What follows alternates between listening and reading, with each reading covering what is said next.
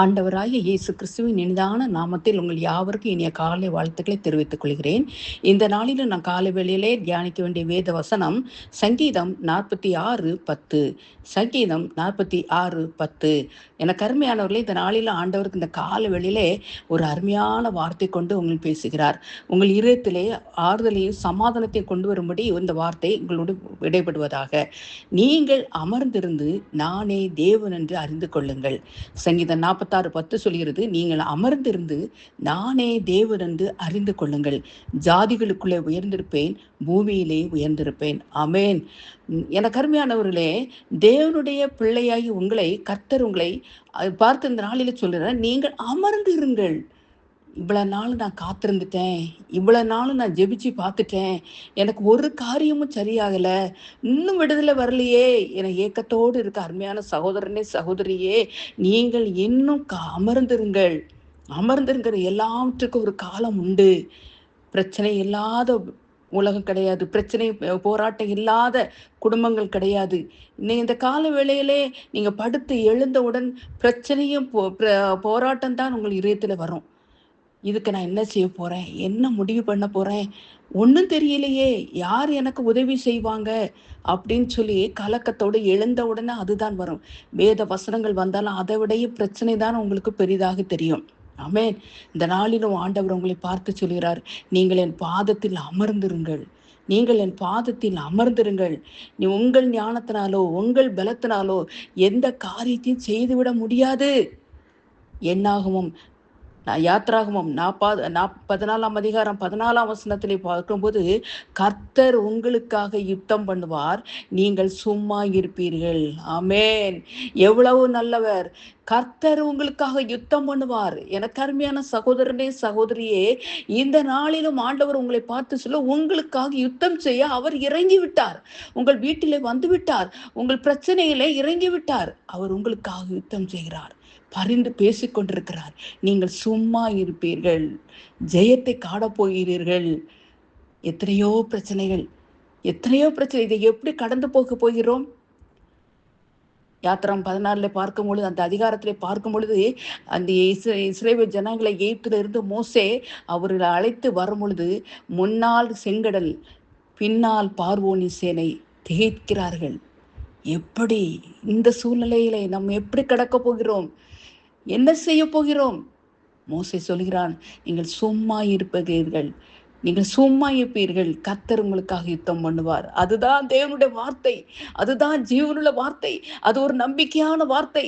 ஹல்லேலூயா! அந்த நம்பிக்கையான வார்த்தை இப்பொழுது உங்களுக்குள் இறங்கி கொண்டிருக்கிறது. ஆமென். இன்னைக்கு உங்களுக்கு ஆண்டவர் பேசுகிற வார்த்தை அதுதான். ஆமென். அவர் யுத்தம் பண்ணுகிறார், உங்களுக்கு ஜெயத்தை தரும்படி அவர் உங்களுக்காக யுத்தம் பண்ணுகிறார். ஜெயத்தை பெற்றுக்கொள்வீர்கள். ஆமென். ஆண்டவராய் கர்த்தர் நம்முடைய தேவன் சர்வ வல்லமுள்ள தேவன், இருக்கிறவராகவே இருக்கிறேன் என்றவர். நீங்கள் அமர்ந்திருந்தால் போதும். அங்கே இங்கே ஓடி மற்றவருடைய ஆலோசனை கேட்டு என்ன செய்ய போகிறோம் என்று சொல்லி குழப்பத்துக்கு மேல் குழப்பமடையாதீர்கள், கலங்காதீர்கள். எனக்கு அருமையானவர்களே, 13ஆம் வசனத்தில் பார்க்க, இன்றைக்கு கர்த்தர் உங்களுக்கு செய்யும் ரட்சிப்பை பாருங்கள். அதுதான் சொல்கிறது. இன்றைக்கு கர்த்தர் உங்களுக்கு செய்யும் ரட்சிப்பை பாருங்கள். அவர் உங்களுக்கு ஒரு ரட்சிப்பை கட்டளையிட்டு விட்டார். ஏற்கனவே அவர் கட்டளையிட்டு விட்டார். உங்கள் வீட்டிலே, உங்கள் குடும்பத்திலே, உங்கள் பிள்ளையோட வாழ்க்கையிலே, உங்கள் தொழிலிலே, உங்கள் வேலையிலே அவர் ரட்சிப்பை கட்டளையிட்டு விட்டார். ஆமென். அவர் சர்வ வல்லமுள்ள தேவன், இரக்கமுள்ள தேவன், உங்களுக்காக பரிந்து பேசுகிற தேவன், பிதாவின் வலது பார்சத்தில் பரிந்து பேசிக் கொண்டிருக்கிறார். ஆமென். இந்த நாள் உங்களுக்கு ஒரு ஜெயத்தின் நாள். ஆமென். இந்த நாளில் உங்களுக்கு ஒரு ஜெயத்தின் நாள். இந்த எந்த சூழ்நிலை நெருக்கத்தின் பாதிலே நெருங்கி கலங்கி கொண்டிருக்கிற சகோதரனே சகோதரியே, இன்று ஒரு ஜெயத்தின் நாள். அதை பெற்றுக்கொள்ளுங்கள். இன்னும் மேலும் ரூத் 3ஆம் அதிகாரம் 18ஆம் வசனத்திலே பார்க்கும் பொழுது, இந்த காரியம் என்னமாய் முடியும் என்று பொறுத்திரு. அந்த மனுஷன் இந்த காரியத்தை முடிக்க மட்டும் இளைப்பாற மாட்டான். ஆமென். அவன் இளைப்பாற மாட்டான். ரூத்துக்கு போவாஸ் செய்ய போன்ற காரியத்தை அவன் ரூத்துக்கு செய்ய போற காரியத்தை அவன் செய்யாமல் விடமாட்டான்.